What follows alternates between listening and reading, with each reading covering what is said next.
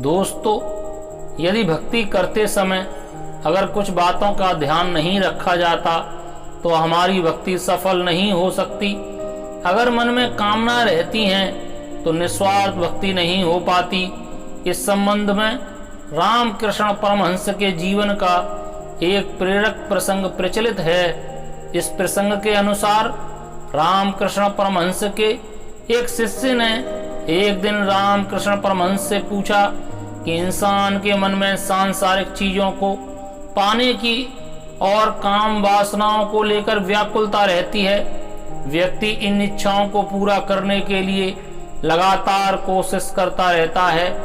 ऐसी व्याकुलता भगवान को पाने की, भक्ति करने की क्यों नहीं होती है?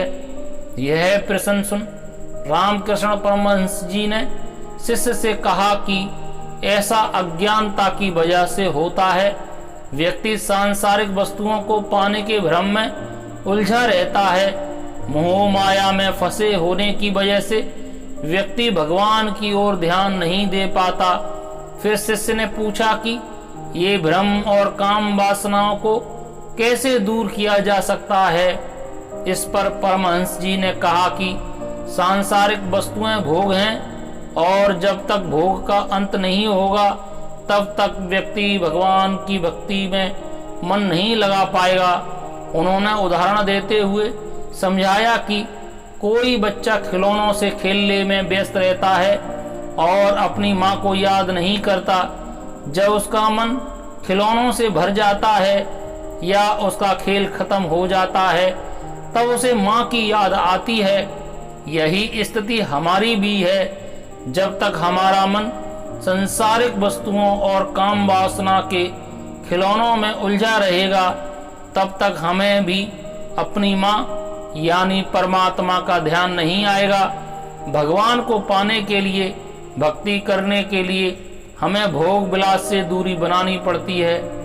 देखा दोस्तों, रामकृष्ण परमहंस जी के अनुसार परमात्मा को पाने का केवल एक ही उपाय है और वह है सांसारिक भोगों से विरक्ति। जब तक हम इस मायावी दुनिया में उलझे हुए हैं तब तक हम परमात्मा को नहीं पा सकते। परमात्मा को पाना है तो निष्काम उनकी भक्ति करनी चाहिए और उनसे हमेशा अपनी मुक्ति की ही प्रार्थना करनी चाहिए। साहेब बंदगी। नमो बुद्धाय। दोस्तों, यदि आपको मेरे विचार पसंद आए हों तो मेरे चैनल को सब्सक्राइब करें। धन्यवाद।